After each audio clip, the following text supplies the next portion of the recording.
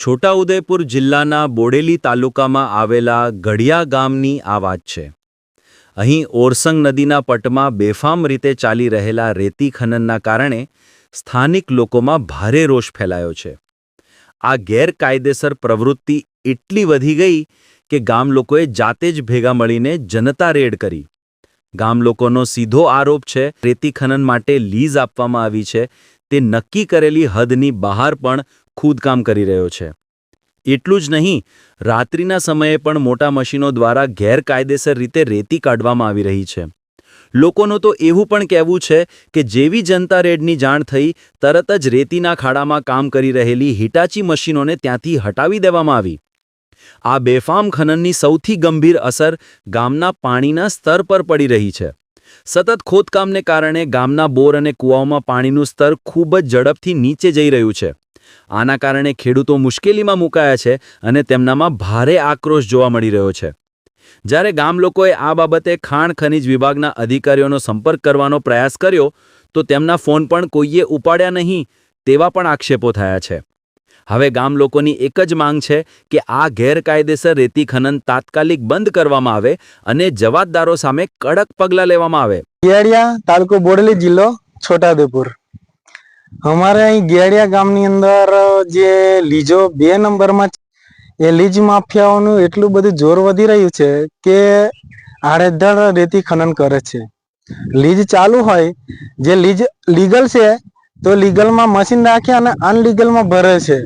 પછી જ્યારે તો એવું લાગે કે કોઈ ખનિજ ખાન કે ગમે તે આવે તો મશીન હટાવી લે અને પછી જે ગયા પછી બીજા પાછા એમાં ભરો બાજુ બહાર. અને બીજું અનલીગલ જે ગામ લોકો દ્વારા બી ભરાવામાં આવે છે, જે અનલીગલ ભરપૂર પ્રમાણમાં અનલીગલ રેતી ભરવામાં આવે છે. તો એ કઈ રીતના ભરવામાં આવે? અમારે અધિકારીઓને મારે જાણવું છે કે અધિકારીને જ્યારે ફોન કરવામાં આવે છે ત્યારે અધિકારી કલેક્ટરશ્રીને ફોન કર્યો પણ ઉપાડ્યો નહીં, જે મારી પાસે રેકોર્ડ છે. અને ગાંધીનગર જે ફોન કર્યો છે એ બી રિસીવ નહીં કરતા અને ખનિજ ખાન વિભાગમાં બી રિસીવ નહીં કરતા.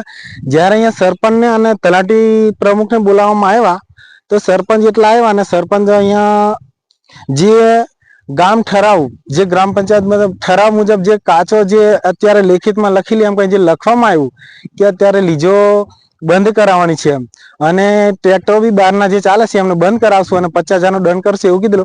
તેમ છતાં લીજ માફિયાઓ અને અમુક ગામના પણ આગેવાનો એમાં સામેલ હોય શકે, જેથી આ લીજો ચાલુ છે. આજે તમે સવારમાં જનતા રેડ કરી એવી માહિતી હતી. જનતા રેડ કરી, એમાં અગાઉ પણ જણાવેલું અને સરપંચ શ્રી પણ આવ્યા અને પછી મશીન ઈટાજી જે ચાલુ હતા એ બી કાઢી લેવામાં આવ્યા. પણ કાઢતા પહેલા બી અમે વિડીયો રેકોર્ડ કરેલો છે અને કોઈ અધિકારીને ફોન કરવામાં પણ અધિકારી કોઈ આવ્યા નહીં, જેથી કરીને અમે પછી ઇમરજન્સી કોલ કર્યો ત્યારે પોલીસ એવું કીધું કે તમારે કોઈ ઝઘડો નહીં તો તમે ફોન કેમ કર્યો? તો મારે એવું કહેવાનું થયું કે અમારે સુરક્ષા શાંતિ માટે નહીં, અમારે રક્ષા માટે નહીં, પણ અમારે મદદ કરો કે અમારે આજે ફોન કર્યો તો અધિકારીઓ કેમ આવતા નથી એમ કઈ પોલીસને પણ જણાવવામાં આવ્યું. તો પોલીસે એવું કીધું કે અગાઉ ખનિજ ખાનને અરજી કરો તો ત્યાં ઓફિસે જઈને માલુમ કરો, પણ અમારું ફોન રિસીવ નહીં કરતા. તો એ શા માટે? અમે 100 નંબર પરથી ફોન કરેલો તો બોડેલી પોલીસ આવેલી. મારું નામ છે રાઠવા અલ્પેશભાઈ ઈશ્વરભાઈ, ગામ ગેડિયા. બોલો. ગામ ગઢિયા તાલુકો બોડેલી જિલ્લો છોટાઉદેપુર તાલુકો. કે આ ઓરસંગ નદીની અંદર 2 નંબરની અંદર રેતી ભરાય છે. કલેક્ટરને, મામલતદારને, ખનિજ ખાતાને ફોન કરીએ છીએ પણ કોઈ આવી અને અત્યાર સુધી તપાસ કરતા નથી. એટલા લીધે અમારે પત્રકારને બોલાવી અને જાણ કરવામાં આવેલ છે કે 2 નંબરની અંદર લીજ જે રેતી ભરાય છે એ રેતી ગઢિયા પંચાયતની અંદર એમ કે કાયમને માટે બંધ થવી જોઈએ. એના માટે અમે આ રજૂઆત કરેલ છે.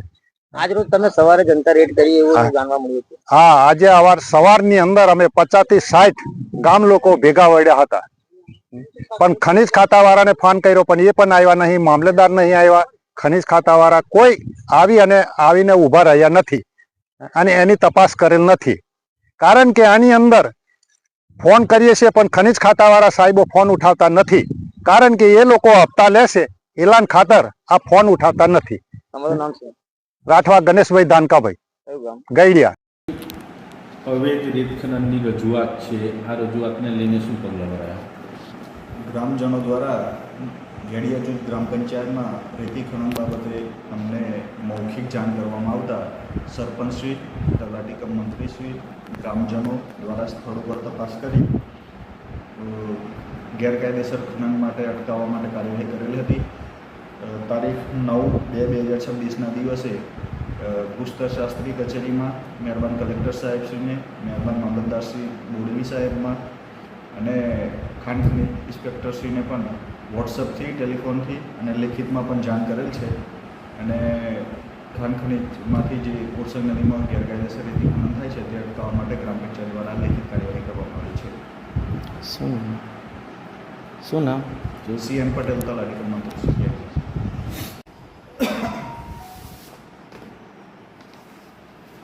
પેલી ફાઇલ તુલી રાખો.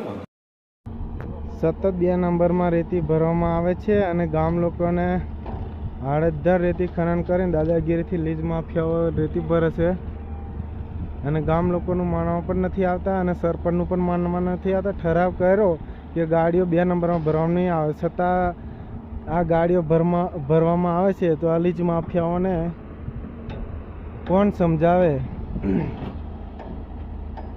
એના માટે અધિકારીઓ તાત્કાલિક નિર્ણય લે અને આને બંધ કરાવે એ અમારી આશા છે.